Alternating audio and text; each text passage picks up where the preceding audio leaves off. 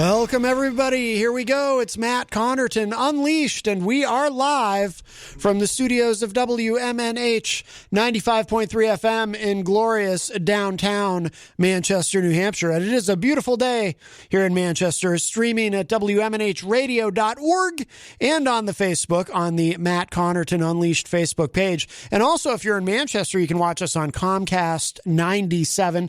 It is Wednesday, February 10th. 2021, and I am not alone.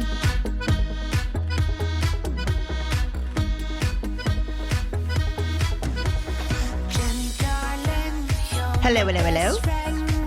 Jenny is here at the news desk. Yes. And first time this week. Yep.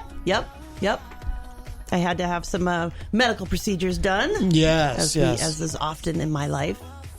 But you have those great doctors. I do. I am really, actually, me sitting here like this is pretty freaking amazing when you think about it. I had an ablation in my lumbar spine Monday, and I'm sitting here today. Yes. And I even went over to the A&E Coffee, shout out on Elm Street, and got a caramel coffee, which I love. But no, I am lucky. I go to a group called Pain Specialty Group, and Dr. No is my personal physician, and he's one of the few experts in dealing with my very rare conditions. But he's amazing pain guy. Like, you've been around me a lot of times.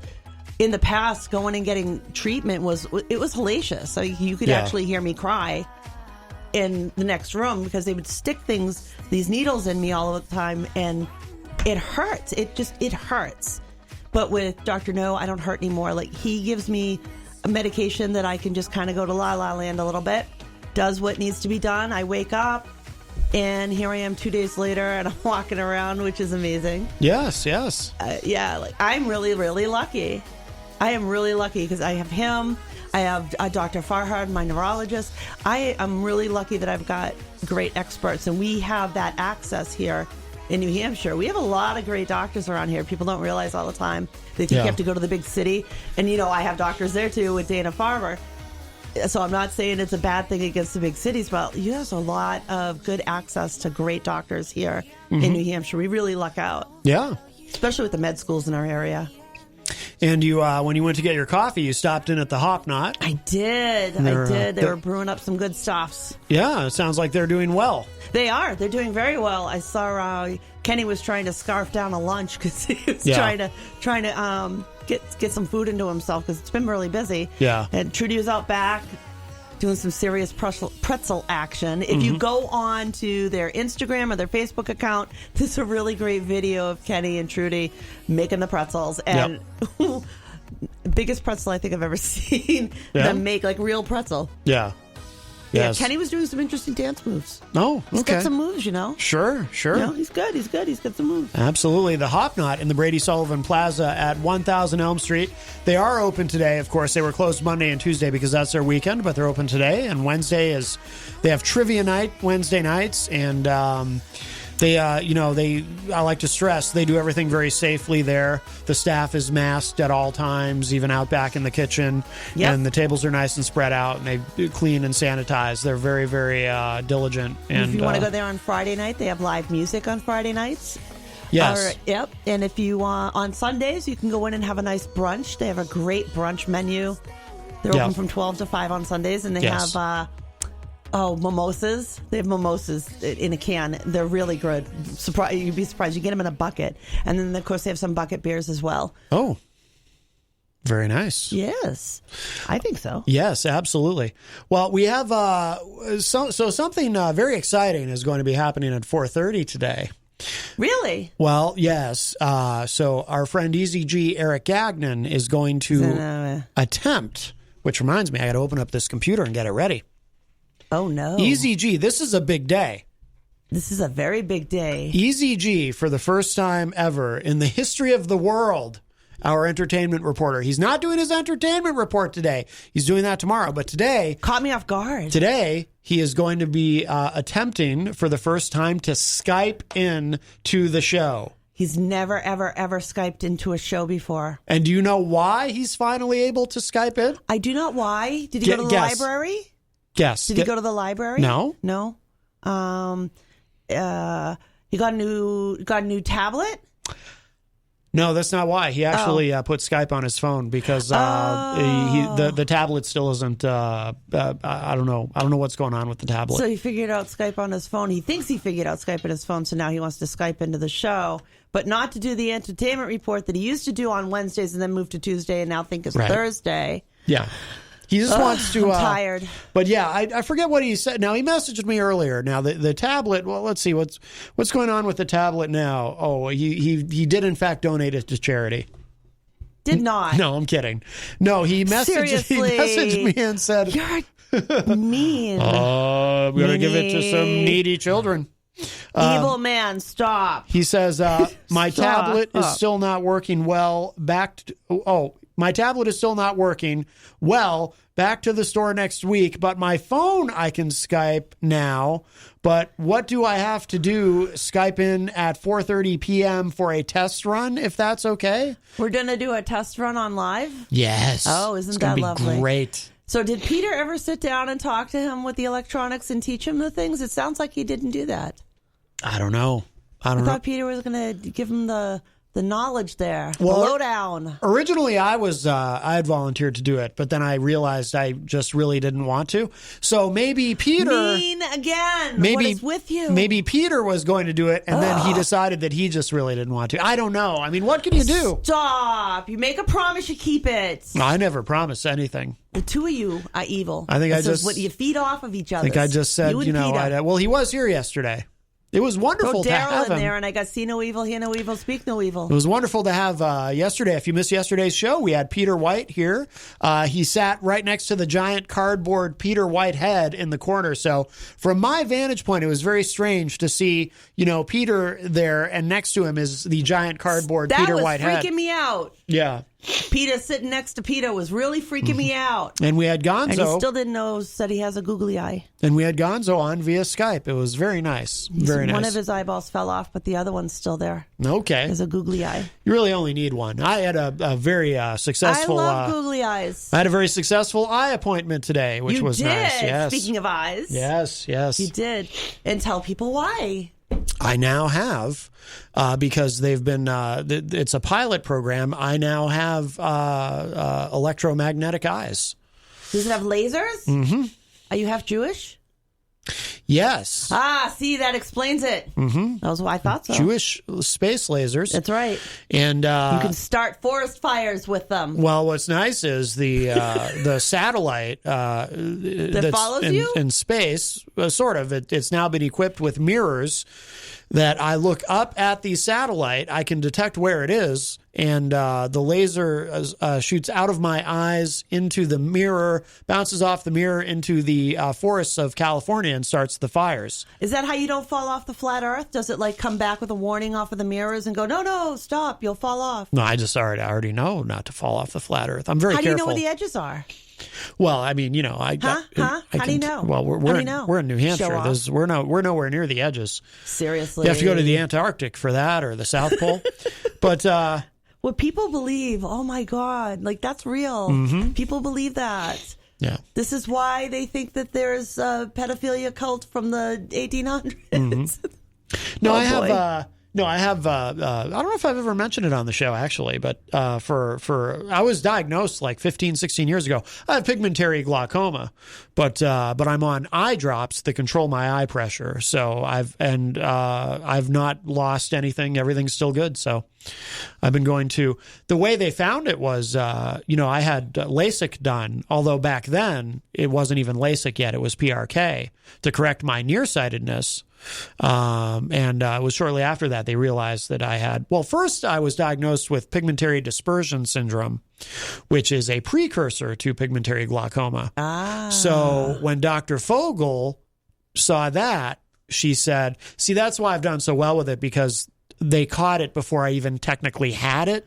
Glaucoma. Makes sense. Because she saw the pigmentary dispersion syndrome, and she said, we need to keep an eye on this, because more than half the time this develops into pigmentary glaucoma. And then sure enough, within a couple of years, I had pigmentary glaucoma. So, but... and small world on experts, because my retinal expert is there for the tamoxifen retinopathy. Yeah. We ended up going to the exact same office. Yeah. Through no intention. Yeah, we have the same eye doctor's office, but... I have Dr. D. He rocks.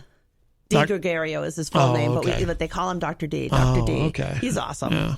He likes boats, sailboats. Well, I used to have Dr. Fogel. Now I have Dr. Demoncourt because he's I got moved over to him because he's like the glaucoma specialist. But he said, no, you're doing great. Everything's still fine. The nice thing is... That's my Dr. Cullen, my regular one. If you have... She's awesome. It sounds odd to say it this way, but if you have glaucoma, pigmentary glaucoma is the one to have. Right? Because it's easily treatable.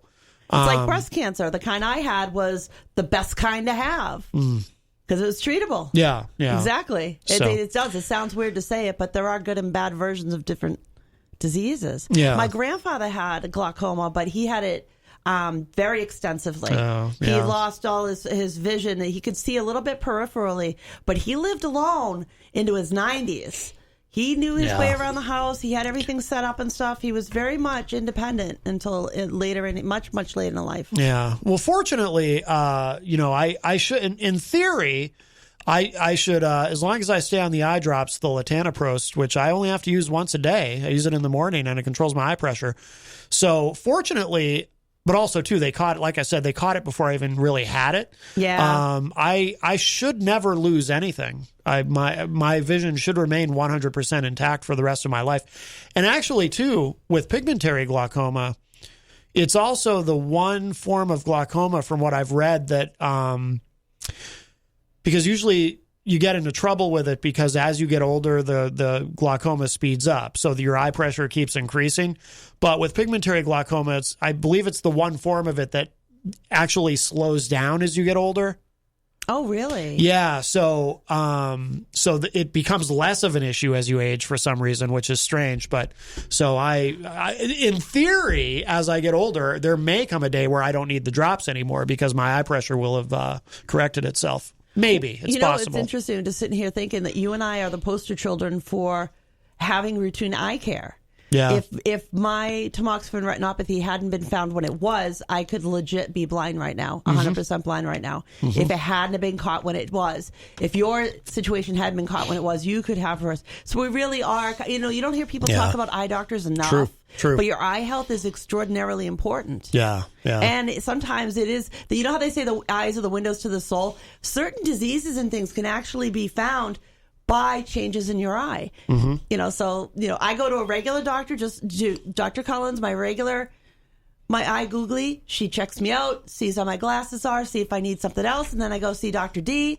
He does all the intricate testing and stuff and sees how all that stuff is going and looks to make sure I'm not going blinder. Yeah. Just to keep an eye on things. Yeah. And for you, the same thing. 2 different eye doctors, 2 different purposes. I have to go every 6 months, just like some people go to the dentist every 6 months. I go to the eye doctor every 6 months just to monitor. But so far so good. But the funny thing is, if I hadn't had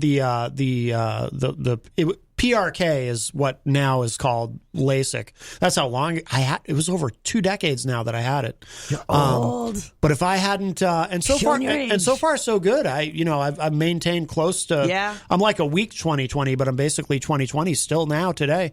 But if I hadn't had that done when I did, I wouldn't have had those regular, consistent follow-up appointments. They might not have caught. So it's a good thing that I had my eyes corrected, or they also. Not only was that a great decision, having my vision corrected, but you don't even need Googles anymore, right? But they might not have caught the the pigmentary glaucoma either had I not done that. Yep. So routine care can be a lifesaver for certain. Yeah. My breast cancer was found on a routine mammogram. Yeah. The cysts on my eyeballs were found on a routine eye exam. Yeah. These things are important to do. Yeah. And that's losing a lot of doctors I've seen recently even talking about how they're concerned about that because it being in the COVID era, people aren't going for their routine care as often as they should be. They're not going to the cardiologist or the primary for a physical physical, and you really do want to touch base with your doctors, and you can coordinate ways of doing physicals and things just to make sure that you're still taking care of yourself. You don't want, what doctors are worried about, and rightfully, is that people skip this stuff so much that when, after we're vaccinated and we all start coming out of hibernation again, when the weather warms up and stuff, that we're going to have bigger problems, that your high cholesterol is super high and you have a stroke before they find it. You know, it's really important to keep up with your regular care. And if we do get exposed to COVID, well, the healthier you are, the better your body is to fight it off. So either way, it's a win-win. It's no loser there. Right. Well, let me give the numbers if you'd like to call in. 603-250-6007, 603-250-6007.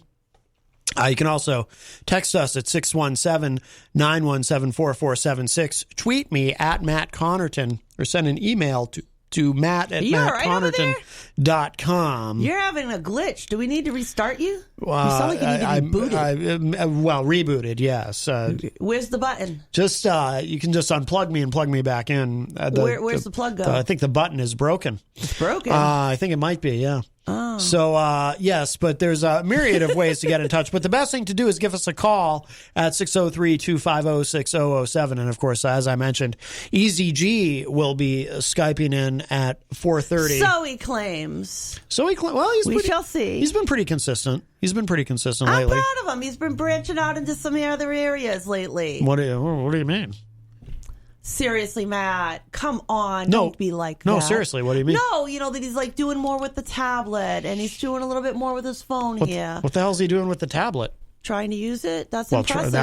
Try. Come on. There is no try. He was sitting in a box for months. There's no try. There's only do. Trying. Well, you know, I don't know. I give points for trying. Might be a little selfish of him. He could have donated that to some needy child. Shush. That's what he's going to do. Just stop that. Maybe Schweik. Maybe I shouldn't have intervened the way that I did. You. No. You know, you can sleep on the couch, buddy. Tell ya. Mean. Stop being mean to my Easy. We love Eazy-G. Everyone knows that. He's raised a lot of money. I think I love him more than you love him. I just say. Well, maybe. I don't know. He has raised a lot of money. Yes, he has. He broke his goal and now he's on a new goal. Very proud of him. Yeah, if you could throw a few bucks, look him up. He's got his Facebook, right on his Facebook. You can find him. The great Eazy-G. That's right. Yeah, and he originally wanted to raise $1,000 for cancer awareness. He broke that goal. He's, I believe he's at 1,100 now. And I'm hoping that, you know, he keeps getting those donations and, you know, maybe he can crash to his next goal. We all give him a little few bucks. It'll make a difference. What is his next goal? Do you know? You know, maybe 2,000. He's got less than he's got a little over 700. If he could get a little over 700 donations, he'd break the 2,000 barrier. And he's never done. He's never done that before. I bet he would happy tear. Yes. Well, he wants to be the top fundraiser in the country. He does, and I think he's definitely legitimately on his way. Certainly for the area. If lone individual. Maybe he'll be able to be a guest on Ellen. Is that still on? Ellen? You know it is, but I don't think I want to send Easy there. Okay, why? I don't want her to hurt him. Oh, why? Because she's mean? Yeah, right? Yeah, she has her. I've heard all these horrible stories. Quite mean. I don't know. Yeah. No. Can we send somebody else? You think she'd beat him up? Somebody we don't like. Like on camera, she'd be nice to him because she's nice to everybody on camera. But they're mean to people off the camera. But then, like immediately after the show's off the air, she might smack him around or something. There was some lady that said she humiliated her. Yeah. While she was on. Right. Just totally humiliated her. I don't want her to do that to my Easy. Right. Then I'll have to give her a panuchkich right in her nose. I don't know what a panuchkich is. Right can we even say that on the air? Panuchkich? What? I'll give her such a zetz, I'll tell you. A zetz? A zetz. Yes. Right in the tuchus. Everybody Jewish out there right now is going, ha ha, I can't believe she said that. Oh, boy. I'll give you such a zetz, I'll tell you. Wow. I don't know what any of that means. Zetz. It sounds like some sort of new brand of diet soda. In my family, it was the funky little pinchy twist. You know, where they grab you and kind of give you a little pinch. That's a Zetz? Yeah, a Zetz. All right. A Zetz. A foot up you took them. Thought it sounded like a new carbonated beverage. No, it's like getting somebody putting their foot up your tuchus. Just imagine a jingle like, try a refreshing Zetz. I don't know. No, that didn't work. All right. No. All right. No, Well, don't do that. No, let's. that's terrible. We'll say hello to everybody in the Facebook live chat. Wayne Noel, who is a top fan all the way from Michigan, says, "Afternoon, Matt and everyone." Christian Lacoste in the Facebook live chat as well. Hello. You're in there, Jenny. I am. You said shalom, peeps. I am everywhere and nowhere all at once. Well, as long I as, am an enigma. Just don't threaten everyone with a Zets. I will zet you. Right in the putum. Brian, what? Oh, that's Well, the tuchus. I don't know what a putum is. That's this is very frightening. Brian Mackey, who is all the way from Idaho, says, "What day is it?" I believe. Oh it's, God, I can't keep that one straight. It's Wednesday. I've been asking seriously, I'm not even kidding. I've been asking everybody what day it is today because it keeps feeling like Friday. My brain is just off. Oh, my brain is off. Melanie Fedderson is in the Facebook live chat. She says, "Anyone watch the impeachment trial yesterday? I almost started to feel bad for Trump. It didn't last long as he It didn't last long as he is an ass, but it was there for 2, maybe 3 seconds." I'm impressed that you could give that much. I mean, seriously, the way they showed the video. Oh, yeah. And it just simply state the fact he encouraged people to be violent. Go to video. You're going to have to fight like you never fight before. I mean, can it get any? Yeah. And today, doesn't today seem like they're really like trying to point out more of how at risk all of Congress was? Oh, yeah. And the vice president, they called for vice president's head on a platter, like, hang Mike Pence, hang Mike Pence. Where's Mike Pence? Hiding in a corner with his family on the other side of the door. Well, they were that close. As they pointed out, too, Trump actually issued a tweet talking about how Mike Pence didn't have any courage while this was all going on. And remember the previous speech he had given, he said, we gotta count on our vice president there, Mike Pence. Yeah. And if he doesn't vote to go the right way, well, maybe we won't like him so much anymore. But really, though, I mean, should we judge too harshly? What president hasn't put their vice president's life in danger? Most of them. Oh, yeah, that's true. Most of them. Yeah, you're right. Kind of. Yeah. Cheney, it was a reverse situation. He tried to kill somebody, not intentionally.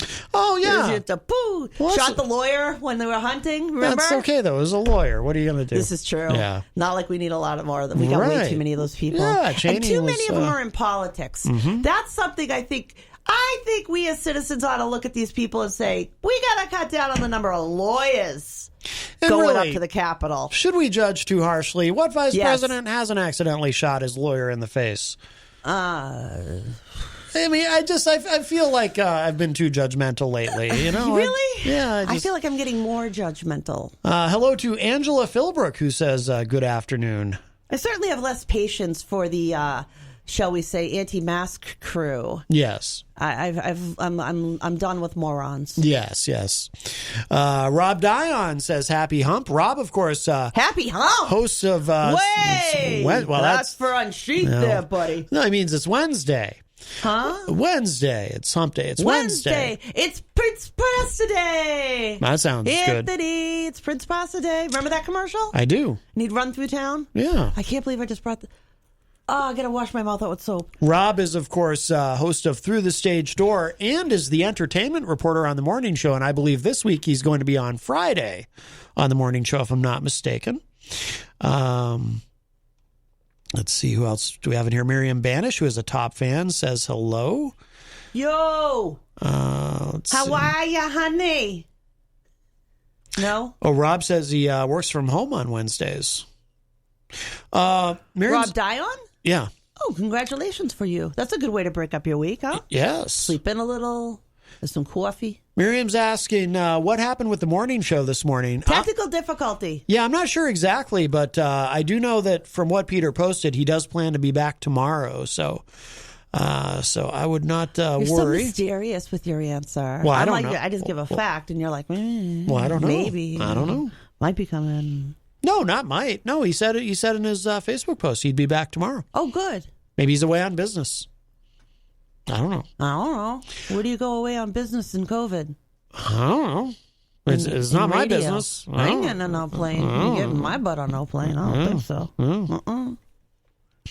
Benji Days in the Facebook live chat says, That's a new name. What up, y'all? Yeah, apparently Benji is a friend of Dan Randlett and our friend Paulie C from Retro Spectrum Radio with Paulie C. You have my sympathy. Oh, my goodness. Wow. And now he met you. Yes. Oh, boy. Tom Blanchard says, my mother used to shoot daggers out of her eyes, or so she said. I'm good at that one. I got Mama Dagger eyes. Yes. Yep. I could just look at him and he just, nope, that'd be it. Not another word. All of them, they just stop. That's a Kim Carnes song. That was her big hit, if I'm not mistaken. She's got Mama Dagger She's got eyes. Betty Davis eyes. I like that song. That's me. Oh. Yes, I like that song. Right. Let's see. There's some sort of running joke going on in there that I don't understand. Wasn't Easy supposed to call now? There we go. Look Now at me. I'm psychic. That sound means... Someone's trying. Is it Easy? Let's see what happens here. It says Eric Gagnon. Let me turn this up. Eric, are you there? Hello? I don't hear him. Unmute yourself. We're here for you, man. You there, Eric?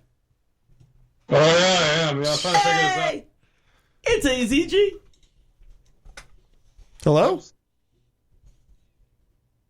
Hello? trying to figure this out. Hello? Yeah, talk. You have to speak. Speak. What? Speak. You're good Here at I am. that. I Hello? can see myself on now. I've never heard him so silent. Yeah, why are you so quiet? I can see myself on the screen. Can you see me? Dude, we're on radio. Oh, yes. I can see you. Wait. Nah, I can't really see from here. And I can actually- see, are you wearing your sleeveless shirt there, buddy? Or is that just the way the light is hitting the computer? A regular shirt on. He's showing off his I guns. thought he was doing the guns. Now, for people watching online, if I move over here, oh no, it's too dark. You really can't see him. Well, all right. So it works, Eazy-G. Welcome to the Kimberly. wonderful, huh? My friend said you could get it on your phone because we try to get the tablet going, but I have to go back to the Cricket store next week and figure out my password is I got to figure out the password. I think I wrote down the wrong password for the phone. Oh no! Oh, Easy. Oh. Did Peter work with you? Did Peter end up working with you to teach you stuff? I can do the Skype on the phone now, and No, I he didn't hear can I'll figure out the tablet with the He's password. no different on Skype than he is on phone. But he sounds better. On phone. I've been getting going. What? This is a process, I guess. No, I think he sounds better on Skype. I think he sounds better on the phone. I bet that tablet turned on if it's the last thing I do. I mean, it's turned on. It's just a matter of figuring out how to work the darn thing. What if it is the last thing you do? Like, what if you finally? Stop it! What if you finally get it turned on and then? Oh my God, you're impossible. It just takes so much out of you. You just. Stop. Yeah, I hope I'm everything's gonna okay with get Peter. you. He didn't have a show today. That was weird. Easy. Did Peter teach you how to use the tablet yet? Well, he couldn't get anywhere because I need to get that password figured out. So it was. Oh my God.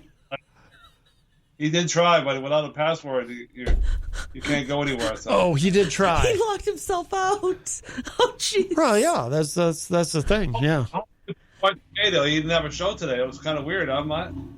Yeah. Well, He had technical difficulties. he posted something on Facebook that he will be back tomorrow. So I don't know. He will be on technical tomorrow. All right, that happens. Is that what you heard, Jenny? Yeah, I'm going. Yes, of course. Yes, Easy. All right. Yeah, it's kind of weird because I know he hates missing a show. Now, On one hand, how many he's missed in 5 years? are you going to be? So are you doing your entertainment report tomorrow?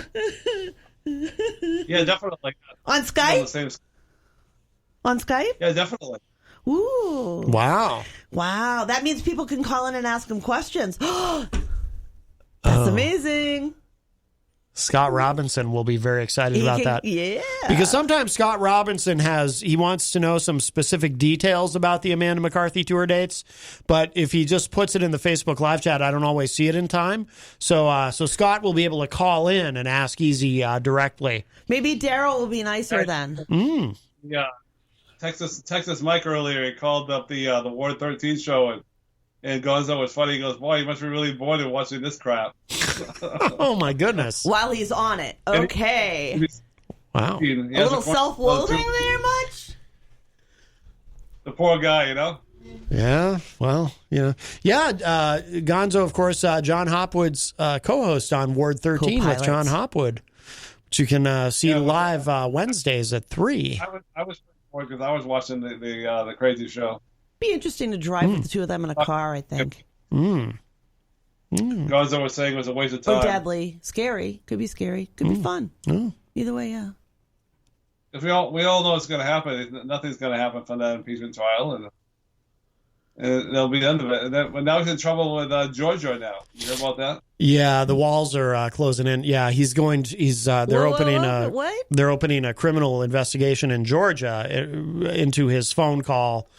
About time we seen some movement on that. Here's what I want to understand. How in the world are these Congress critters going to vote that he's not guilty in the face of this entire most everything testified to today was all about how their lives were on the line with video and audio evidence. And my understanding is there's also going to be additional video that nobody in the public has seen yet because it's coming from the security cameras. Yeah. You know, I mean, how do you justify that vote, buddy? Like, how does that work for you? How do you sleep at night? Well, how does that work? How do you look in a mirror? They're all in a cult. It's a big cult. Jerks. Yeah. Yeah, they're the cult. They try and claim everybody else is, it's a pedophile cult. They're the cult. And you know what it is? The drunk cult of power. And that's exactly what they've always been. It's all about the power. Republicans throughout history have been like that. Democrats, too. Yeah.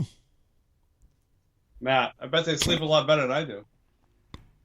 They probably do. Yes. I hope not, Easy. I hope they are troubled with nightmares and they wake up in a cold sweat checking to see if they peed themselves. But a girl can dream.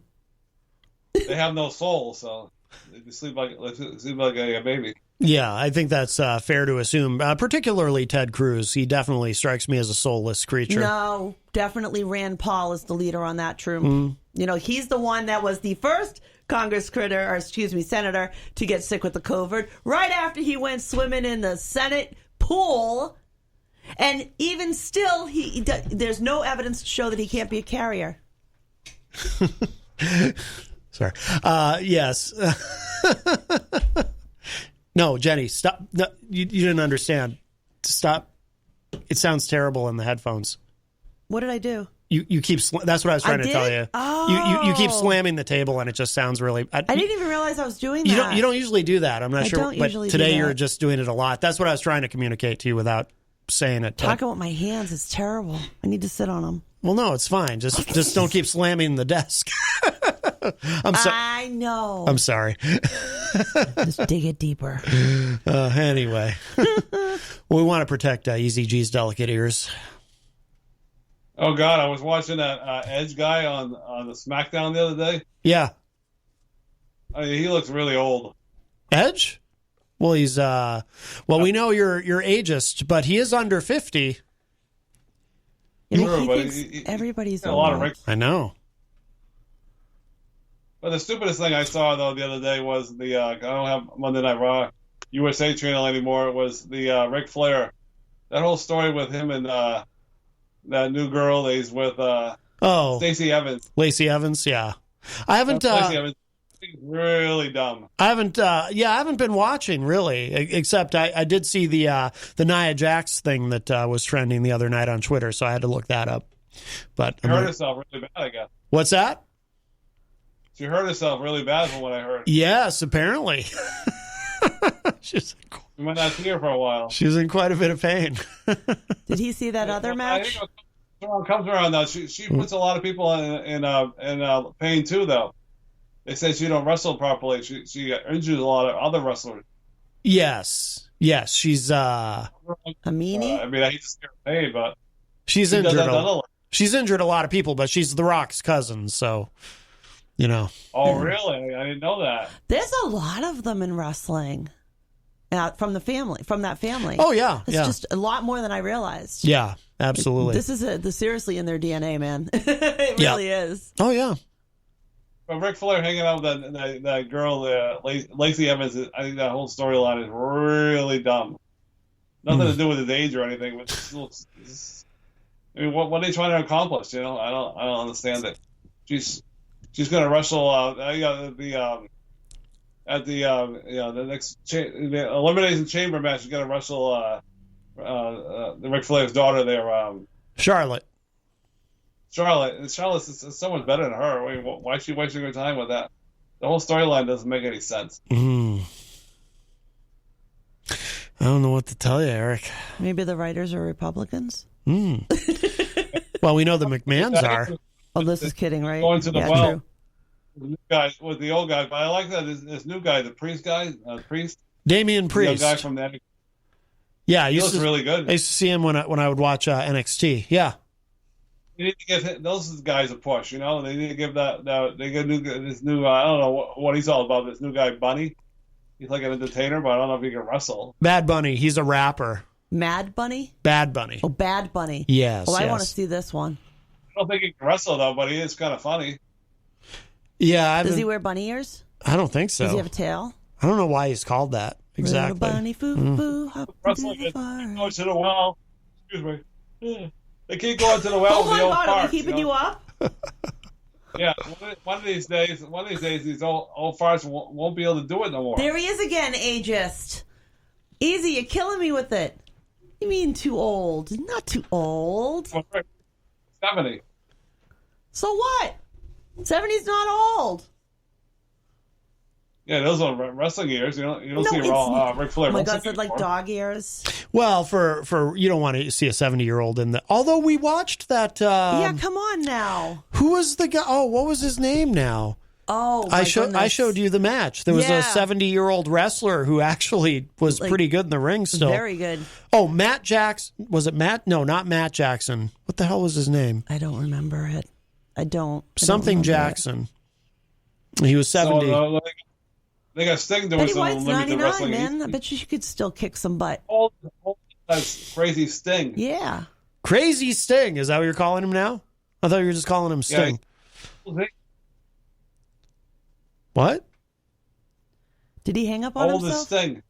Oh, Sting Are is... you walking around, Easy? Sting is 62, I believe. Cutting in and out a little bit there, Easy. Sting is 67? No, 62, I think. Yeah, that's too old. No, it's not. Oh my God, you're terrible. Well, wrestling years it is. I'm not liking you very much right now. Says who? Hey, they say Tom Brady's too old to be a quarterback too, and look at what he did over the weekend. That's true. Come on now. Yeah. He's a rare breed. Yeah, apparently, yes. How come he has to be a rare breed? Why can't he be a popular one? The problem with Kansas City is the culture. His son got into a really bad accident. He almost killed one of the guys in intensive care, a 5-year-old kid. And I think that was a really bad distraction. Granted, the guy wasn't a good idea to go drunk driving. But I think it's never son there. It's never a good idea to go drunk driving. I saw a little bit about that this morning. That was on his brain. Was the focus entirely on the Super Bowl, which is understandable. You know, when you have that on your brain, yes, it's hard to shut that off. Now, Easy, your biggest fan, Scott Robinson, is in the Facebook live chat and is asking if you're in a bubble. Are you currently in a bubble, Eazy-G? No, this is my room. Okay. Are you walking around?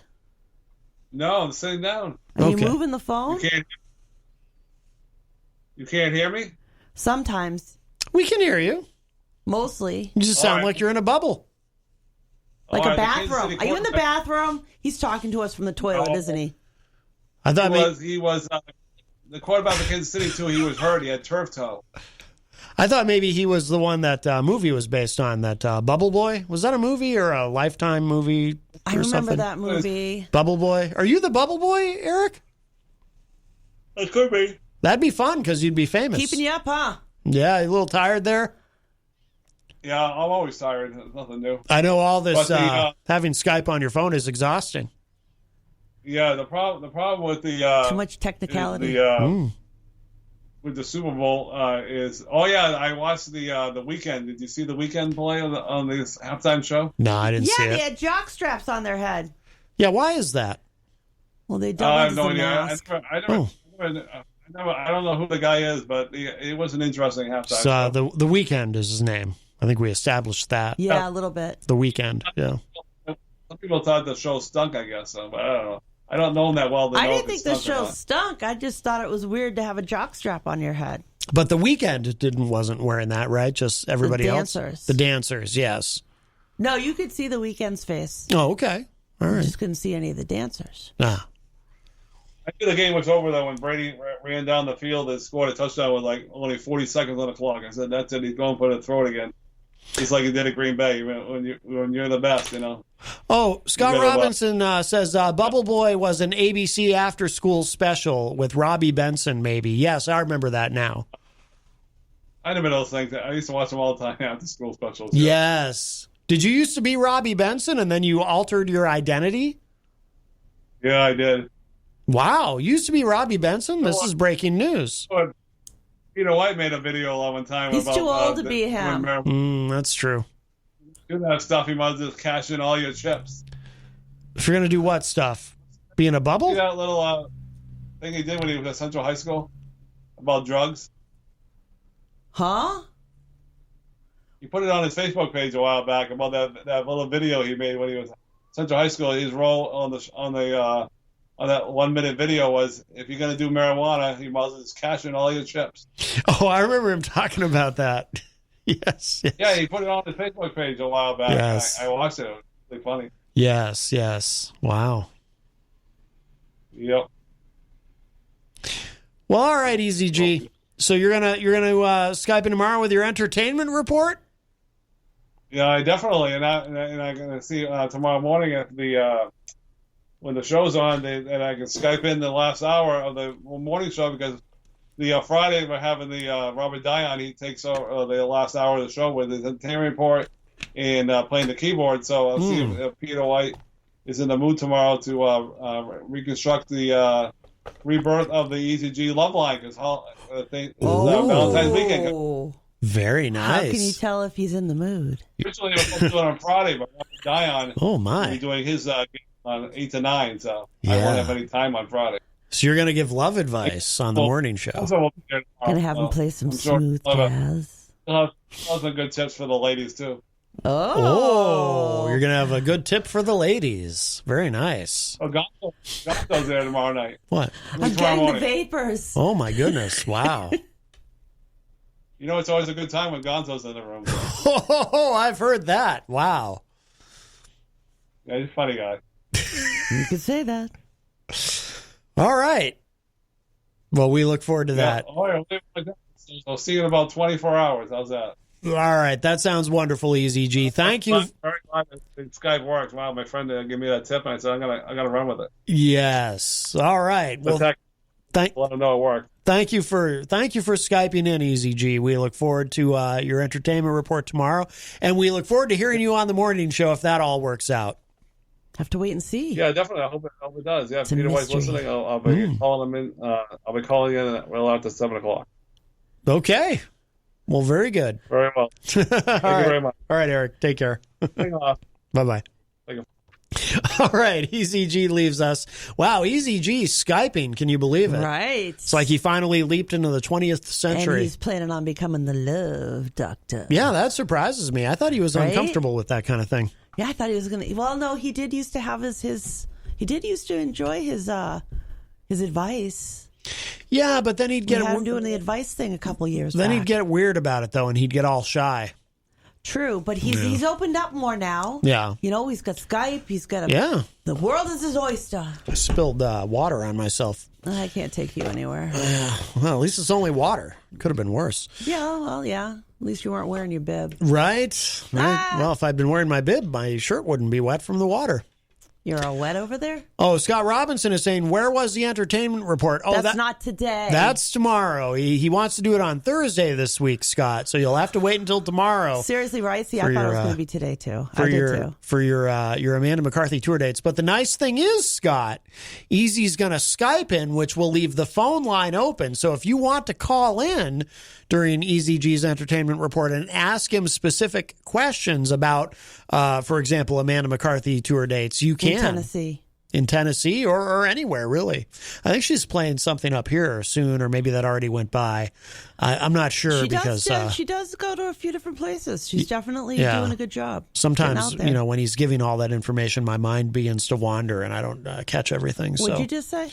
Nothing. All right. Yeah. Oh, Scott's excited. He says, sweet. Very good. Very good. Now, settle down there. Settle down. Well, the phone line is open, 603-250-6007,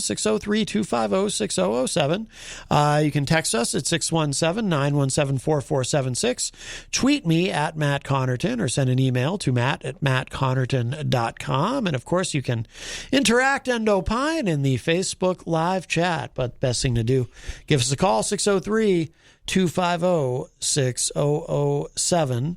I wanted to, by the way, this caught my eye. Oh, if I can find it now. Oh, is this it? I didn't do it. It's about the QAnon shaman lawyer. Oh, yeah. I was reading that article. Yes. According to Mediaite, QAnon shaman lawyer trashes memo alleging his client is a QAnon leader. It says here, the lawyer for Jacob Chansley, more commonly known as the QAnon shaman, made a bold offer in an interview when asked to respond to evidence that his client, charged with storming the Capitol building on January 6, is a leader of the QAnon movement. In an appearance on Law and Crime podcast Objections, hosted by Adam Klasfeld, lawyer Al Watkins was asked if Chansley would admit that the QAnon conspiracy theory, which holds that Democrats are part of a cabal of Satan-worshiping pedophiles persecuting Donald Trump, is a lie. Klasfeld said, quote, he was known, and prosecutors allege that he was a leader of QAnon. I haven't seen any prosecutorial allegations that my client was a leader of that, unquote. Klasfeld noted the allegation is contained within a government memo that describes Chansley as, quote, a self-proclaimed leader of QAnon, unquote, who is also viewed by other members as a leader of the group. Watkins said, quote, do me a huge favor and scan that and send it to me, and I'll be the first one to shove it right up my rectum. I'll do it on public TV. I've got no qualms about that. I'll own it, unquote. My goodness. That prompted a response from some members of the media. What? So there you go. No. So that was, most of you won't know the reference, but here he goes again. Watkins said that his client would very easily denounce I can't take you anywhere. the beliefs of QAnon, but Klasfeld noted that in a statement, Chansley did not do so. Chansley said in the statement, quote, I am deeply disappointed in former President Trump. He was not honorable. He let a lot of peaceful people down. I have to leave judging him up to other people, unquote. Well, there you go. Well, and so that's notwithstanding the video and audio evidence of his client standing over the vice president's chair, presiding over where you know what I mean? Yeah. The Congress was, and he led a prayer. He was leading them in the room, but, he wasn't a leader. Yeah.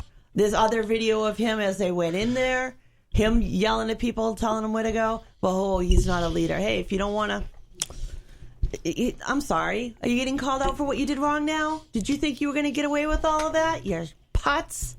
I know people are very focused on the QAnon shaman, but my personal favorite out of all the insurrectionists is the guy that I don't think you see his face in the video, but you hear him say, as they're marching down one of the hallways, you hear him say, "Guess what? America showed up." Because the thing about that guy is, now again, I don't know anything about him. I don't think you ever actually see his face. But you and I and everyone, we all know this, that he probably spent his entire time traveling to Washington, D.C., rehearsing that in his mind, or even discussing it with other people. He was probably like, you know what I'm going to do when we're there? I've got something really cool I'm going to say when we're inside the Capitol and we're breaking stuff and looking for people like Mike Pence and Nancy Pelosi. I'm going to say, guess what? America showed up. It's going to be so awesome. Is that before or after they called the black officers the N-word? I don't know, but... Because that was heard today on audio testimony from their debriefing. There was yes. 2 specific officers. One of them was literally in tears. Yeah. No. That's what they call back in the blue. Yeah, apparently. yeah, isn't it? Apparently. Yeehaw, cowboy. Hi, welcome to Matt Connarton Unleashed. Who's this? Hoo-ah. Hey, I know that hoo-ah, Tony D. By the way, Tony, before you go any further, I just have one thing to say first. Guess what? America showed up. Ugh. What? Yeah, I'm like the guy in the video. You didn't like the guy that sounded like he was from The Shining? Nancy. He said that right after his cousin sister wife said 1776, And Camp Auschwitz, which is puzzling because which is puzzling because it's like, what do you want to fight the British again? And then the other guy goes, guess what? America showed up. Because you know he was rehearsing that all the way there. He was probably like, I'm gonna say it, and hopefully Mr. Trump is there and hears me say it. He'll be so proud of me. So USA. Awesome. USA. Oh, there was plenty of that, yes, and hang Mike Pence. Chant that while they're beating a guy to death with the American flag on a stick. What's that, Tony? I said the interesting thing I saw today is one of the lawyers for one of these protesters that was arrested today. Yes. Said, I don't know if you saw this. He said that my client is locked up in jail right now while Trump is down in Florida playing golf. Mm-hmm. And I read that and I was like, wow.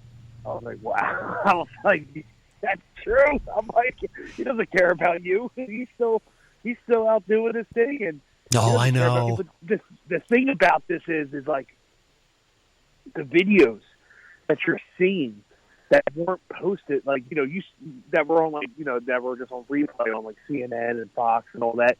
But the ones that you're seeing now that are really graphic, extremely graphic. Yeah. You're seeing these videos, and one that I saw, man, these Proud Boys are something else. I'll tell you that. These Proud Boys are not what Trump said they were. No. In the beginning, these guys were out to kill. They said that they were going to kill Nancy Pelosi and that they were going to kill Mike Pence. And then the woman that was from the Virgin Islands that was up there speaking, one of the impeachment managers, she said right out there, she said, they weren't coming here for a peaceful protest. Right. They were coming here to execute. Mm-hmm. And my father said to me, my father's like you, he's all into politics. Yeah. He said, if this was a private vote, he goes, Trump would be convicted. He goes, because they have to go on record. I agree. And it's going to be it's for re-election purposes. He goes, they're cowards. Yep. He goes, and they're going to look at this and they're not going to vote. They know what they need to do. Right. They know that it needs to be done, but because for re-election purposes, he goes, they're not going to do it. Agreed. They don't want their name on it. And isn't that the sick irony when you look at the Proud Boys and all of that? Remember your oath. Remember your oath. Well, they got the message, though, when Trump said in that debate, he said, Proud Boys, stand back and stand by. They made it their slogan. They got the message. Yep, they got the message. They were selling the merch. Oh, yeah. They Yeah. were like, just wait. These So people where- really so was this believed that like he a was huge, giving like, them waste of signals through money? his speeches. Yeah. What's that, Tony? Is this like a huge waste of money and like a huge waste of time right now because nothing's going to get done from No. No, because you have to. There has to be accountability. So even though, yes, we do know the conclusion, it's a foregone conclusion. Trump will be acquitted because, these Republicans, most of them are just spineless jellyfish who are going to do whatever the MAGA cult expects them to do. Hey, let's face it, we haven't gotten rid of all the white supremacists amongst us. Right. Yeah.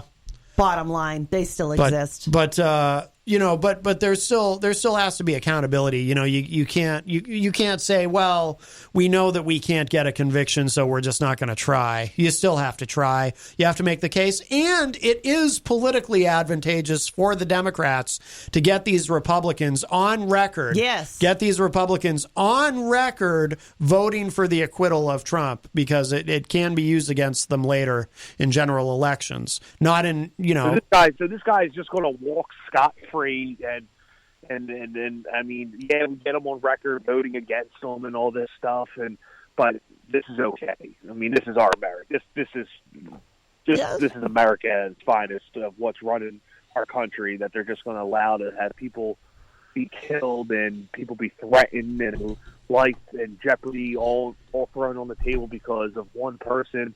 But that subject's not going to be held accountable for these actions that killed people, and we're just supposed to sit back and say, yeah, this guy could possibly be reelected in 4 years and then deal with this again? I think there's nothing can be absolutely done to stop this guy from ever running again. I mean, there's nothing in the Constitution that states something of this nature cannot go on. I mean, because this is sickening if you can't. Well, no, it is. It's there. Sedition, treason, those things are there. You just have to be willing enough to say it. Yeah.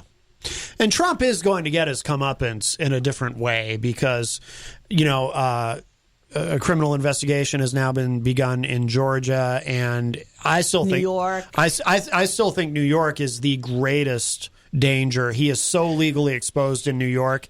I mean, I'm not being hyperbolic when I say I'm not convinced, but I think it's very possible that Trump does end up in prison in the future. Kim Jong-un will take him in.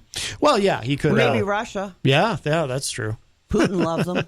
That's true. You come here, here's your baby. I'll take care of you. There's got to be something. There's got to be something because, like, Matt, you watch these videos and you see that these people were out for blood. Yeah. They weren't out to peacefully protest. They were out for blood. And go ahead, everyone in the chat that wants to come back to me and say, well, Tony, if you're going to say that they're out for blood, how about the people that uptook police stations and destroyed fire trucks and burned down cities and CVS's and Wendy's and all that? So it works both sides. Yeah, but those people also didn't make it a point to go out and make it a point to kill. I understand that both scenarios are bad. Yeah. They're both horrible. Yes. But one wasn't out to kill. Right. And go ahead and hit me with, what happened in Seattle, Tony? What happened in Seattle when people were being killed in Seattle when they closed down the streets? Then I get it. No side is right. Right. It is a false equivalence. Yeah. Very much so. Yeah. In Seattle, nobody was trying to subvert democracy by storming our Capitol and nobody was trying to instill a leader in place of an elected and duly elected official. They're gonna just You said you wanted to kill the vice president. Yep. Right? You said it on tape. And you said you wanted to kill the vice president. And while they were doing that, while they're chanting that, hang Mike Pence, Trump actually tweeted out how disappointed, while this was going on, Trump actually tweeted out something about how disappointed he was in Mike Pence or Pence not having courage or this and that. Unreal. You got people running through there with military experience. Some of them retired PDs. Some of them, these are people that are supposed to uphold the law. Hang Mike Pence. Hang Mike Pence. Yeah. And they really did build. Again, let's not lose sight of the fact that they didn't do a ceremonial little building and, I'm going to run around with a noose. They literally brought 2x4s and built a platform and hung the noose. Yeah. Like, I actually think that was totally a usable display. Yeah, they built a gallows right there. Oh, yeah. Unreal. They were planning for something. They had a plan. Yep. They had a plan, and like, it's crazy to see like these affidavits and like all this stuff that's coming up from the FBI from the ones that are arrested, and like in there they're stating like our leader told us to come. Like they're I'm listening to your boss to do this. Like what? Like your leader told you to do this? They believe that, but he did, didn't he? Didn't he tell him to? Yeah. Didn't he tell him to? He told him to go where? He told him to march down there. He told him to fight. He told him this was the day to be reckoned with, that this was going to be big, that we were going to have to fight like heck to get it back, you know? Yeah, didn't he exactly do just that? Oh, yeah. And then he praised them. I like the representative that's from Colorado that is on the impeachment committee. Muggia, M-E-G-U-A, Muggia, is that his name? No, I'm not sure. I'm not familiar with that person. He was the second one to speak after the opening. Nagoose. To the trial. Yes, Nagoose. Yep. You know who he reminds me of? Who? He reminds me, the way he speaks and the way his mannerism. He reminds me of Barack Obama. Yeah. Interesting. I can see that. Yeah, I can see that. Yeah, his mannerism, the way his hand motion is, the way he speaks, and the way he clarifies everything. It reminds me of Barack Obama. But I actually like the way he's a young guy too. I think he's only like 38 years old. Yeah. The way that he delivered it today, they're delivering it in a way that you cannot agree that this is right. Like it's the delivery of this, and these lawyers that are representing Trump, like you can't sit back and tell me that you want to defend this guy. Yeah. I mean, they said I'm still trying to figure out what they said yesterday. Well, yesterday they said that the impeachment committee really pretty much had their stuff in line, and they had to go back to the drawing table pretty much and figure out a different strategy to go at them. They said that yesterday. They sounded very discombobulated. It was no thinking to follow in their testimony. It really was just like, we're not ready for this. You guys got us. I have a theory about that. Well, a couple theories. One is, which I think is probably a theory that a lot of people have, is that, because these attorneys don't want to be, it's hard to get attorneys who want to be associated with Trump at this point. So, and look at how he treated Rudy Giuliani. Like Giuliani was one of those buy here, pay here lawyers where, we don't get paid unless we win for you or something, right? So, but I think there might also, so he might have gotten some bargain basement lawyers here, but I think there also might be something intentional on the part of these lawyers where they don't want to argue too vociferously on behalf of their client because they don't want their own words used against them in the future, because from their perspective, they don't have to try. They've got this in the bag, open and shut, because we know the Republicans are going to vote to acquit. Isn't that sick? So they don't really have to. They can do a half-ass job. You're not going to listen to the facts and actually vote the way you're supposed to when you're sworn in as a juror. But, hey. Yeah. So it kind of doesn't even matter. They don't have to bother to do a good job. So I know. You get acquitted of this. Mm-hmm. But then other cases which are not in front of the Senate and all that go to actual court. That's where he's probably going to get all banged up after this. Yeah. I think he's very, I don't know how worried he would be about, he's probably concerned about Georgia, the criminal investigation, but the state of New York, I really believe that's going to be his downfall. You're banking on. Him and his family. Yes. Oh yeah. Okay. Oh, Some people are still wondering, did he private pocket, himself and his family? Did he give pardons to himself and his family secretly? Because they can do a secret pardon. They don't have to list everybody they pardon. It's kind of a pocket pardon, I think is the term I'm looking for. But But it's not going to help him in New York and Georgia. You can only do that for federal crimes. Right. But I don't know if it's going to help him or anything or not. No. But I think I'd be interested to see if they're there, if they try to pull that out at some point. Yeah. Interesting. I just don't understand how he goes on from here. Yeah. Well, I'm curious to see myself. Well, listen, I got to go make some cheesesteaks for dinner, so that's what I got to do. What are you making? Cheesesteaks. Cheesesteaks? Yeah, cheesesteak. Sea You know what that steaks? is, right? Sea steaks? Is that Cheesesteak. lobster on a roll? No, are you kidding me? You guys don't know what a cheesesteak is, or you call it a steak and cheese? Oh, you are saying Oh. we weren't sure what you were saying, so you are saying cheesesteak. Yeah. We call it I thought you a did. Philly cheesesteak. Oh no! We just call it a cheesesteak. Well, yeah, but that's because you live in Philly. Here, it's like, ooh, it's exotic. Well, guess what? The cheesesteaks showed up. The cheesesteak showed up. That's right. We're Oh, back no. Unleashed on 95.3 MNH. Yeah, that's right. All right, Tony guys. D. Thanks for the call, my friend. All right, bye-bye. All right, Tony D from Philadelphia and the Tony D Show. Well, we are past the top of the hour. Let's take a short break, and then we will be right back. There is, I see a lot of great comments in the Facebook live chat I do want to get to. And you're tuned in to Matt Connarton Unleashed. We are live. Don't go anywhere.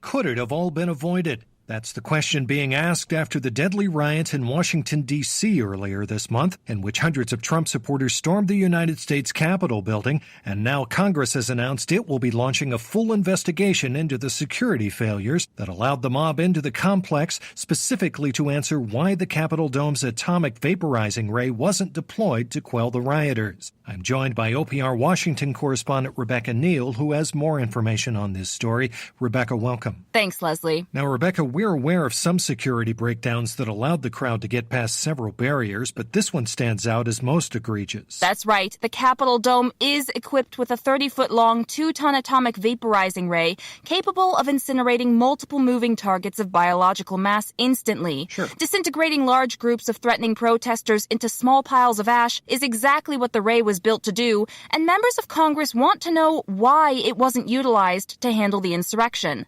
I spoke with Wisconsin Representative Ron Kind, who was part of the nonpartisan congressional panel to review what exactly went wrong. Here he is. We're conducting a full inquiry into why the protesters infiltrating the Capitol complex weren't stopped by supercharged electro-radioactive lasers instantaneously combusting every single cell in their bodies. This country spends billions of dollars on defense, and yet we can't even manage to organize a simple evisceration of a few hundred citizens with our state-of-the-art military death ray. It's shocking. Congressman Kind and his colleagues also want to know why the government wasn't better prepared when the FBI reported some Trump supporters using social media to publicly plan this insurgency in the weeks after the November election. Kind says this would have given authorities more than enough time to charge the energy cells of the Capitol's high-powered death machine. Certainly. Do officials have any idea as to where things broke down there? Some. We've now received reports in the days since the riots that multiple Capitol officials struggled to get the required approval needed to push the big red button that activates the ray. Why's that? Some think that these hurdles were due to a concern over the optics of dozens of American citizens screaming in horror as their eyes melted out of their sockets and their bodies completely dematerialized. But legislators like Kind say authorities use a double standard compared to the level of force they would have shown against protesters if they hadn't been white. Yeah. Here's Congressman Kind again. Do Capitol Police really expect us to believe they would have just opened the gates for armed rioters if they had been giant green or blue extraterrestrials trying to invade the Capitol and harvest our organs? I don't think so. White privilege definitely played a role here. No doubt. Now, Rebecca, I understand that the investigation has already prompted several big security changes that were put into place in time for the presidential inauguration. Were these a success? Absolutely. At President Biden's inauguration, we saw a much larger security cyborg presence, as well as authorized police use of brain-rupturing sonic shock cannons and a 10-foot widening of the lava moat that circles the perimeter of the National Mall. I'm sure that was a welcome relief for legislators and guests. Yes, and the extra vigilant precautions may have prevented another insurrection after the atomic vaporizing ray was deployed on an increasingly rowdy mob of people at the Capitol. We have a clip of the incident.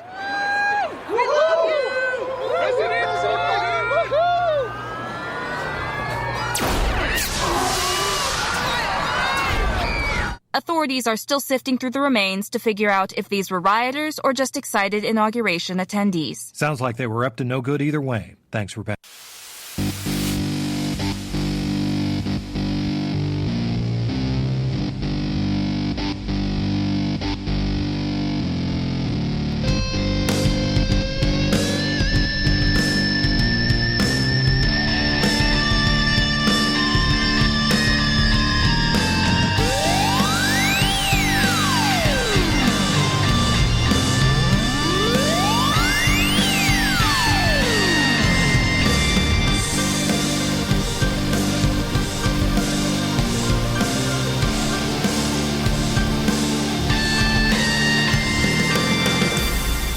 Welcome back, everybody. We are well in hour number 2, numero dos of Matt Connarton Unleashed, and we are live from the studios of WMNH 95.3 FM in downtown Manchester, New Hampshire. Also on Comcast 97 if you're in Manchester, streaming at WMNHradio.org and on the Facebook, on the Matt Connarton Unleashed Facebook page. Of course, you can also go to mattconnerton.com to get access to the show and all of our social media links and phone numbers, etc. Jenny is here as well at the news desk. I am. I'm here. Yes. And if you'd like to be here as well, you can give us a call at 603-250-6007, 603-250-6007. You can also text us at 617-917-4476. Tweet me at Matt Connarton or send an email to matt@mattconnerton.com. By the way, that was that track I played of the phone call. That was titled Leader of Salad from Longmont Potion Castle. And the reason I played that is I was looking at Twitter and I just happened to see a tweet from our friend Chris James, who is currently using the handle at Prank Stallone. Oh. Prank Stallone is his current Twitter handle. So I saw that. I was like, I should play something from, because Longmont Potion Castle, he's kind of legendary in the sort of the alternative prank call realm. He's got a lot of many albums out of prank calls, and he's on YouTube and whatnot. He's sort of a surrealist. And, there's parts in that sound just downright creepy. Oh, yeah. But he actually called this show once. I should play that again sometime. And I didn't know at the time it was him. Oh, yeah. But he came to us through Chris. I forgot about that. That was the connection. He called and... Well, you've been pranked by the best. Oh, yeah. Isn't that awesome? Absolutely. I love it. I do, too. Yes. Let's see. By the way, a programming note, tomorrow on the show we'll be joined via Skype by Eazy-G again for his entertainment report. And it will be via Skype, so you can actually call in during Eazy-G's entertainment report if you have questions or comments. It's been a long time since anybody's been asked to be able to ask Easy any questions. Right. That's true. Yes. He hasn't been in studio. Yes. Maybe Dave Ridley will call in the middle of Eazy-G's entertainment report with something completely unrelated. Who knows? That's entirely plausible. Yes. That's true. That's right. This happens to occur. Never before or after listening, but that's okay. Eric will be in the middle of talking about Amanda McCarthy tour dates, and Dave Ridley will call and talk about wanting to secede from the country. Yes. There's still a... cult-like following of that around New Hampshire. There sure is. Yeah, out there, but okay. Want to remind you all, of course, we are proudly sponsored by the Hop Knot in the Brady Sullivan Plaza at 1000 Elm Street, and it's Wednesday, which means tonight is trivia night at the Hop Knot. So. Perfect excuse to go get a hot pretzel. Yes.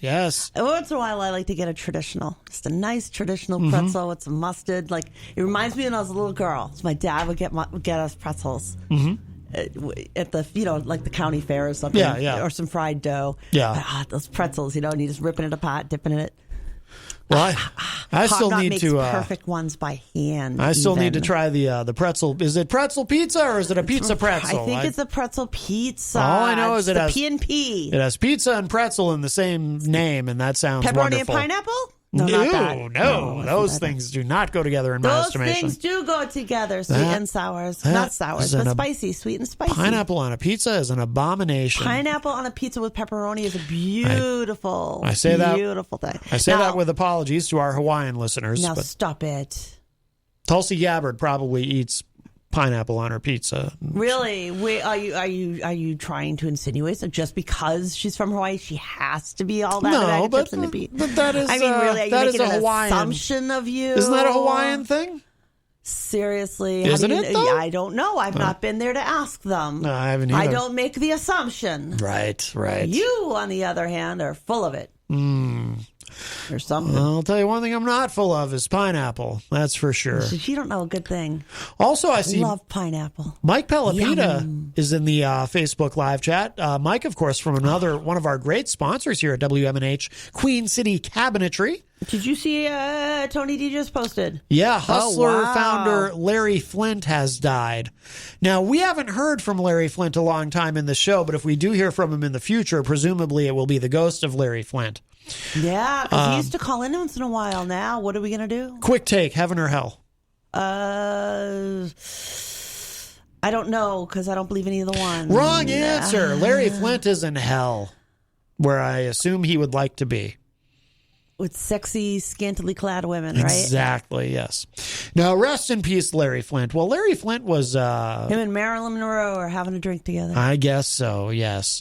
Angela Philbrook says, pineapple and pepperoni, best pizza, but you got to get it well done. It is the best pizza, and I will say that I can eat it well done, or just regular done. It's just really good that way. Horrified at the idea. Nummy. Yeah. I've even had it on a cauliflower pizza. Oh, yeah. Well, I get that with my friend Annie because she needs to. The cauliflower is better for her. Is the crust. The cauliflower is the crust. Right. Yeah, that was very good. Pepperoni and pineapple. Yeah. Yes. You ate it. Well, I picked off the pineapple. There was no pineapple on the pizza that I ate. So you think. Might have been buried under the cheese, maybe. I didn't taste it. I would have known. I would have tasted it. I don't know. You can't hide the pineapple from me. I would have known. I wouldn't waste the pineapple on you. Yeah, well, It'd be a waste on you. It's be fine to not. You don't know a good thing. I'm perfectly fine with you not wasting the pineapple on me. That's just fine. Perfectly fine. I have it all to myself. And you're welcome to it. Oh, yeah. You don't know a good thing when it has you. Yikes! Right in front of your nose, you wouldn't know. No. Nope. Well, we'll say hello to everybody in the Facebook live chat. Rocky Huber is in there, of course. Bobby Champagne says good afternoon. Christian Lacoste says the days are really weird, LOL. Abby. Abigail Jem, yes. Absolutely. Rocky says, how about the politicians that were saying that the protests this summer should be violent? What? There were politicians saying the protests should be violent? Why would we want that? I don't know. I don't know. That's a new one on me. I object to all violence, personally. This is true. Bobby Champagne says, then there was one asshat who just shot randomly into the crowd only to hit a young veteran. Oh, at the... I have no idea what he's talking January about. 6th, I think? I have no idea. No, that didn't happen. Oh, well, maybe she wasn't a veteran. Was she a veteran? No. She was active. She wasn't a veteran. She was active. Oh, okay. Or maybe she was a vet. 'Cause they did talk about her doing a couple of tours. Oh, okay. But she, climbed in a window. Yeah. She kind of put herself right. There's guns. Everybody's going, there's guns. Right. You can see the guns. And Gooba climbs through a window. I mean, come on now. Yeah. Sorry. Yeah. Not sorry. Yeah. Come on. I think if you're going to, I think this is just kind of a general rule in life. If you're going to storm the Capitol during an insurrection, you do risk being shot. Yes. I mean, that's just a fact. The Capitol Police are not for show. Yeah. Believe it or not. Just like the Queen's Guard. They're not for show. They will shoot you. Yeah, yeah. I mean, granted, your odds of being shot are greatly diminished. True. I mean, that was a very white crowd. I don't know if they're greatly insurrectionists. diminished when you're coming in such a group like that, though. Well, I mean, I think you kind of up your ante. You don't know. It could go either way. You might get shot, or you might have people helping you move barricades and opening doors for you. You just don't know. Oh boy, yeah, there's that. Now, if you're a person, and these are the people voting on our stimulus. If you're a person of color. Say it's like a BLM protest, then you'll probably be tear gassed. And obviously, if they were Muslim, shot with rubber bullets. If they were Muslim, there would have been snipers on top of the roofs. Yeah, we're very fond of water hoses. Yeah, just look at our history. Yes, absolutely. These are the same people that are voting for what's supposed to save us all. Okay, and they're nickel and diming us to vote. Alrighty then. Brian Mackey from Idaho is in the chat room. Tom Blanchard. I think I mentioned. Did I mention Tom? Or no, I was going to mention Tom because he made a comment I wanted to bring up. What, that he gets gas?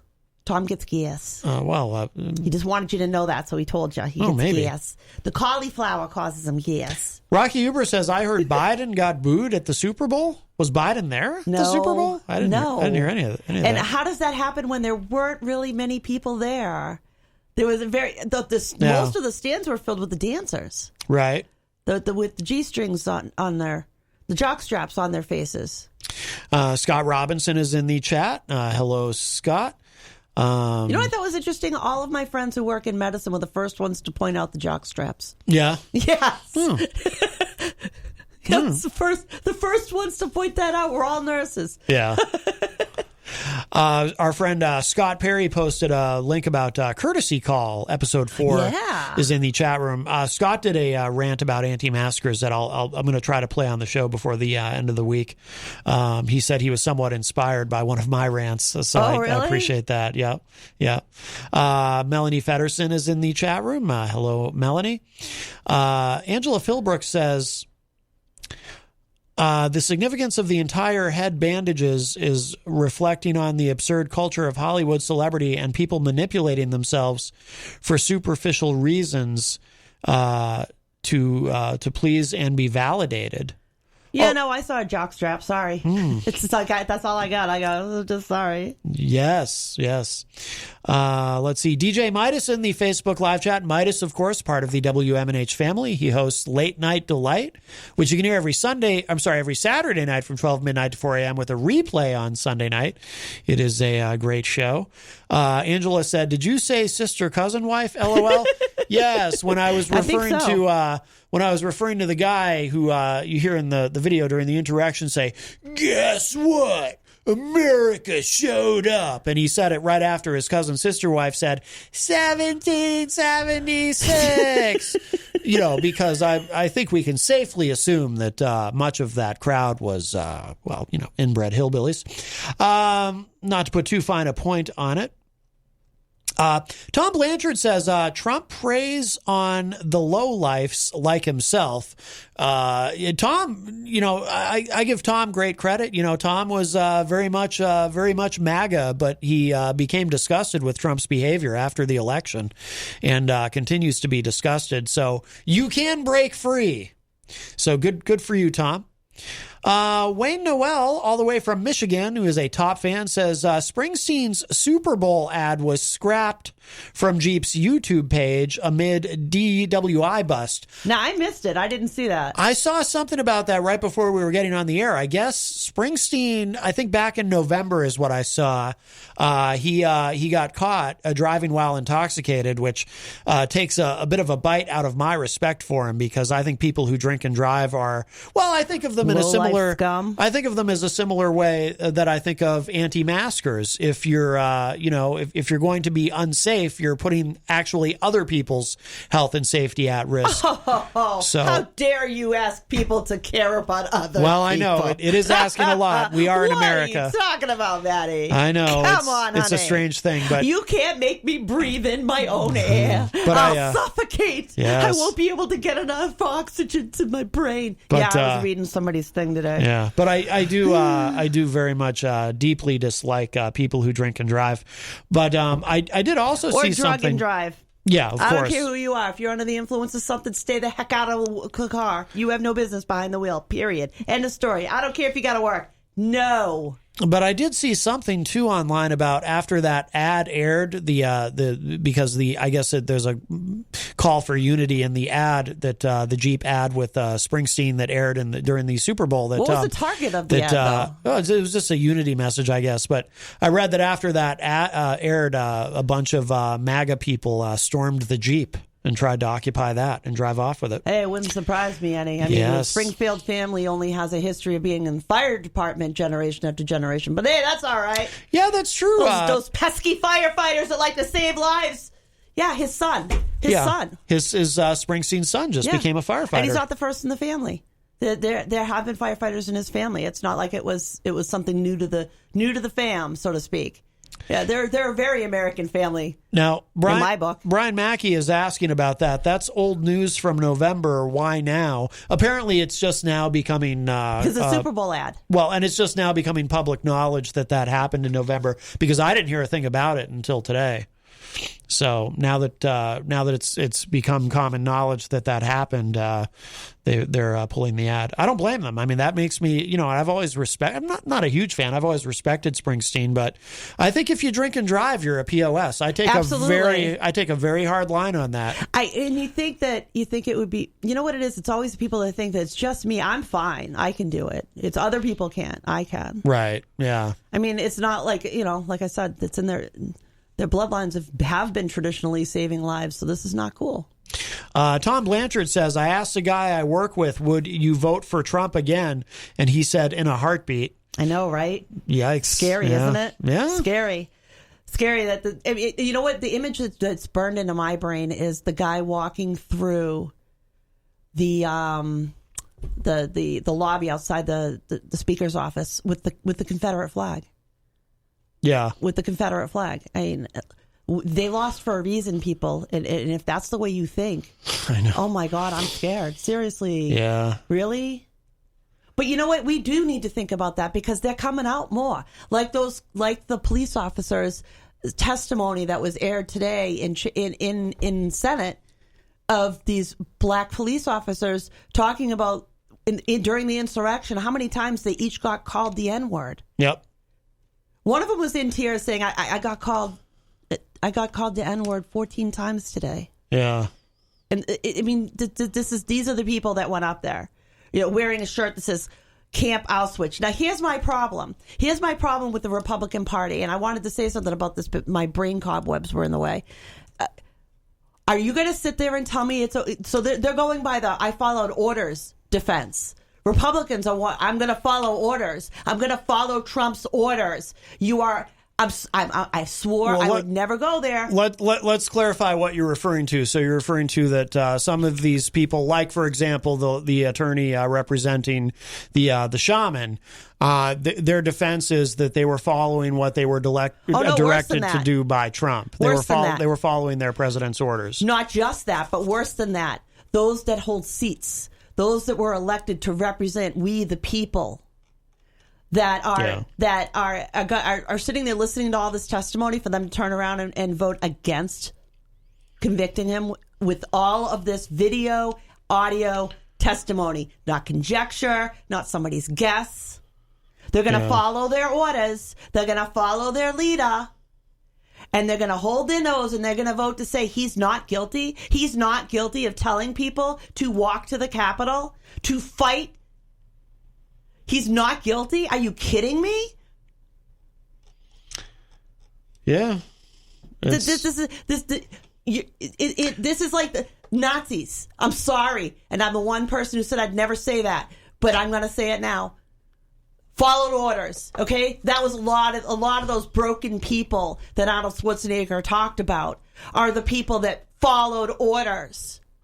Yeah. Well, yeah, it's a similar it's not good enough. It's a similar mindset. Yeah. It's not good enough. It's very easy to see how people are so weak-minded and easily led into terrible things. What's sick about it is they're following unconstitutional orders, and these are the very things that they said they would stand up against. Right. The Oath Keepers, the Proud Boys, all of them. We stand for the oath, right? The oath, protect and defend the United States Constitution, right?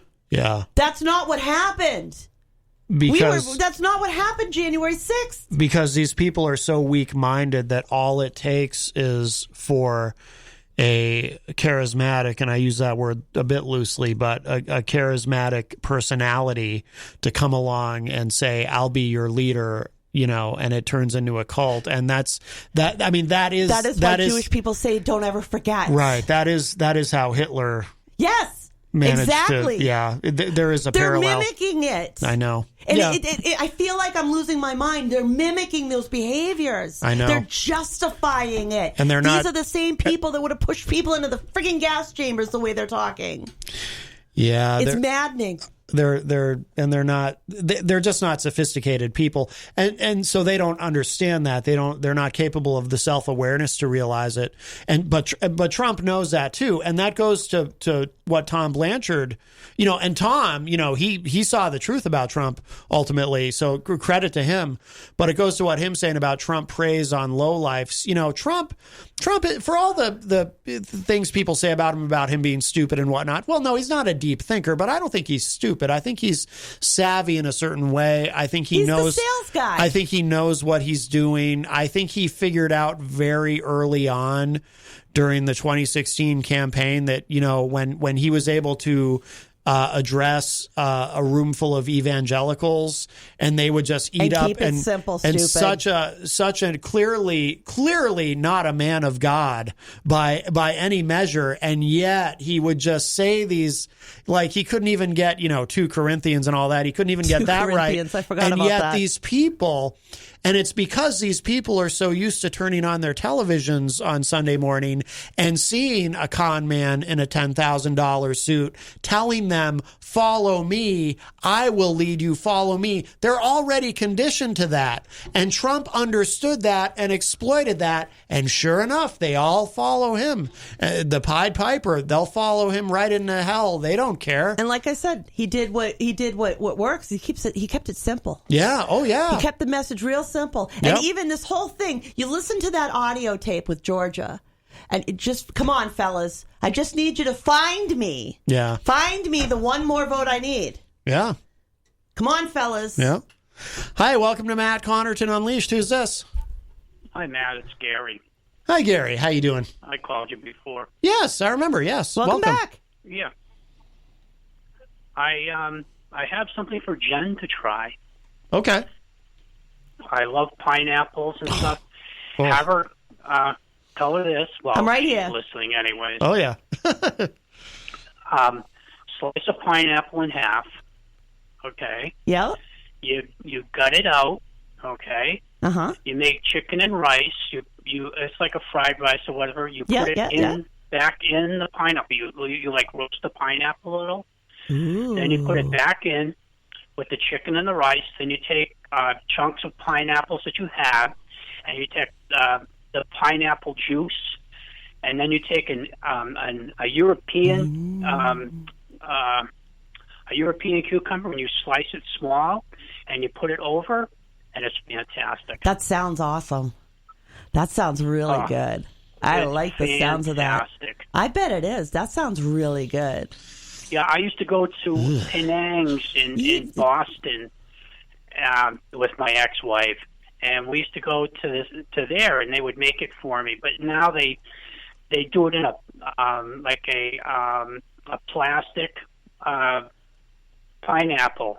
Okay. Because they can't do the regular pineapple. Yeah. But try that off. I love pineapple. I do can eat a too. big can of pineapples by myself. Me too. It's good stuff.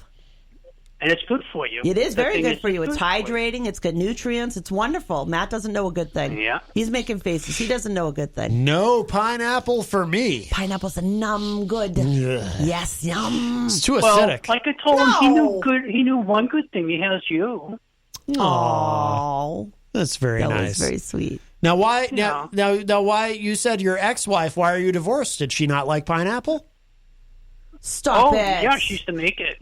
Oh, okay. She used to See? make pineapple stuff, and she used to use peanut. She used to do peanut sauce and sweet rice too. Peanut sauce is super popular in the Netherlands. Big time. Yeah, I got to be honest. I didn't like it. yeah, but yeah. Well, it was a mutual thing. They eat it with the French It's fries. been 10 years, It's pate. French fries with the peanut But sauce. the sad part was, I got my divorce papers on Valentine's Day. Oh my God, I'm so sorry. Oh. That's stinky. I'm so So sorry. yeah, it's been 10 years, but it still hurts on Valentine's Day. I'm sorry. But hey, we carry on. That's right. Valentine's Carry Day on. is my grandma's birthday. She passed away a few years ago, but I used to live for going to the store to try and find a birthday Valentine's Day card. They're out there. You just got to Yeah. find them. Well, all right, Gary. Yeah. Well, sorry. Yeah, but I just wanted to pass that on because I love pineapples, and I found somebody else that loves I pineapples. love pineapples. Numb. But just try that. Just try that. I'm gonna. If you cook at home, I or- actually or make if you chicken go and out rice a lot. Next time, if your partner there wants to spend a few bucks and take you out on a good meal, Well, we don't. not just go get a pretzel across the street. We don't. We don't currently go out to eat, Gary. Because of COVID. We don't spend any time in restaurants. I love your laugh. I Not love your even when laugh. it You was just made my okay. day. Oh my goodness. Well, all right, Gary. All right. That's funny. You That's guys like a have a flying good pig. night. All right. Thank you for the call. Jen, Yes. I send you my love. Oh, I send you my love. Much love, You're Bubala. beautiful. You're a beautiful person. Thank God you. bless you. You are so Bye-bye. sweet. All right. Thanks, Gary. Bye He bye. likes me. Yeah, I kind of felt like Yeah. I kind of feel like Gary's on the prowl a little bit You're there. on the you're the third wheel I there, don't know. buddy. It sounds like I it. got options. Angela Philbrook says, my divorce was finalized on my birthday 1 year ago, and that was a good thing. Oh, 1 year, and that was a good thing. She didn't say 1 year ago. I don't know. I don't even keep track. I don't care. Rocky Huber says, Gary should listen to Eazy-G's Love Advice show. Yes, that's true. That's supposed to start up when, tomorrow or He's- Friday? Or, was it I tomorrow think or he Friday? said tomorrow. Was it tomorrow? Tomorrow, Eazy-G Easy's Love Line. is going to attempt to Skype in to the morning show with Peter White and offer love advice. Hence, the lava lamp is here to set the mood Yes. for Easy's love lessons. Well, speaking of, and I'm sorry that it didn't work out for Gary's marriage, but I am sorry for that, too. speaking of romances that ended poorly, according to Mediaite, Chris Wallace said on Fox that that Mike Pence considered Trump's behavior during Capitol attack to be the ultimate betrayal. You There's think? some reporting on this apparently. Did Pence end up leaving the state? I mean, leaving the country? Wasn't he going to leave the country after he did his thing? Oh, I forget. Where did he go? I forget. Where did he slank off to? He might have hunkered down. Nah, I think he slanked off somewhere. He probably went, I'm blowing this popsicle stand, bud. I jumped on a plane and got out of here. It was a shame though because I'm sure somebody would have let him in. I remember They have sympathy. I remember vividly the way that if they were together, speaking together, like during the the coronavirus task force, the way that whenever Trump was talking and you'd see Pence off to the side, the way Pence would just gaze so lovingly upon Trump More while like he was speaking. daggers. No. At that time, no. Trump would gaze upon him with love, and it was Well, like the Lord has done giving him a job. it was very much reminded me of the way Nancy used to look at Ronald Reagan when he was speaking. Would gaze Mother upon loves him. you now. And so it's such so sad to see things not work out with Their Mike bromance Pence. is done. Yeah, apparently. Getting a divorce kit. Mediaite says with the Trump impeachment trial underway, Fox News' Chris Wallace described just how furious Mike Pence's team was with Donald Trump over his actions the day of the Capitol riots. Some of the footage shown at the trial has included people who were clearly riled up at Pence after Trump publicly pressured him to reject the election results. Wallace recalled that Pence was the most loyal soldier to Trump and said, quote, "Quite frankly, Mike Pence had to eat a lot of..." One time when he was about to do our show and Donald Trump was speaking from the White House the day that they brought down Benghazi, and you could see there were things in the way the president conducted himself that clearly was not Mike Pence's style, but he would swallow it and be the loyal soldier, unquote. But all that loyalty meant nothing after he didn't help Trump overturn the election. That's right. And as Wallace explained, quote, "That weekend, some members of the Pence team called us up, and I know they called other people up around town to make it clear," and this is how angry the Pence team was, that Donald Trump never called Mike Pence when he was in the bunker inside the Capitol to ask him if he was safe, to inquire about his safety, nor did he ever urge the people who were storming the Capitol to stand down and not go after Mike Pence. No, unquote. I might be not like him very much anymore. Yeah. Hang Mike Pence. Hang Mike Pence through the Capitol of the United States of America. Yeah. And seriously, this is how do you still take the orders? How do you just follow orders still? How do you just follow orders? I don't understand. Some Trump can tell me this. I don't understand how you can still just follow orders. It's a cult. When's enough?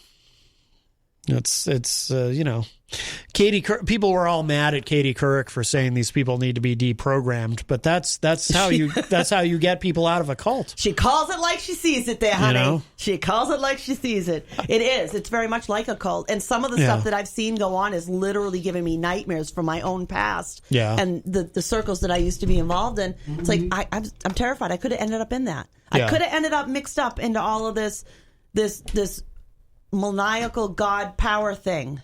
I mean, some people are able to, kind of snap out of it, like our friend Tom Blanchard. Who, he had a line. Most people you'd think would have a line that, this is a line I can't cross. All right, call it for the vice president. Yeah, no, that's not okay. I'm not going to call that. Standing out there telling everybody to march down there, that people died. The people are dead. 5 died that day. 2 others died from suicide. They were both police officers within a week or so of it happening. Yeah. It's just, how can you still be okay with that? How can you still support this ex-president with everything that's come to light? Yeah. With everything that we've seen. When you look, how do you watch the display of the managers and call that anything other than truth and fact? It's on video. It's on audio. You can't ignore it. Those are the hard, cold facts. And they're still blind as a bat following them. They don't care. No. I mean, I wonder, some of them could lose a family member because of his actions, and they still probably wouldn't care. Hell, some of them probably did or have to COVID. Right. For that matter. Oh, yeah. It's just, the blind following is just terrifying in many ways. Yeah, absolutely. Especially when they're found with pipe bombs over and over again. Mm-hmm. Well, we are out of time. We need to wrap up. Thank you, Jenny. Thank you to Gary for calling, and Eazy-G for Skyping in. And yeah, of course, that was good for him. He did a good job. Yes, and of course our friend Tony D from Philadelphia. Eazy-G will be Skyping in tomorrow with his entertainment report. And slinging Philly cheesesteaks. That's right. Yes. And thank you, of course, everybody in the Facebook live chat. If you missed any part of today's show, should be up in just a little bit at WMNHradio.org. Oh, and make sure you tune in for the morning show tomorrow morning, 7 to 9 a.m. with Peter White. Eazy-G and the gang. Eazy-G did mention he's going to Skype in and offer love advice. So very nice. So I hope Gary is listening. And that's it for us for now. We'll talk at y'all a little bit later. Bye, everybody. Bye-bye.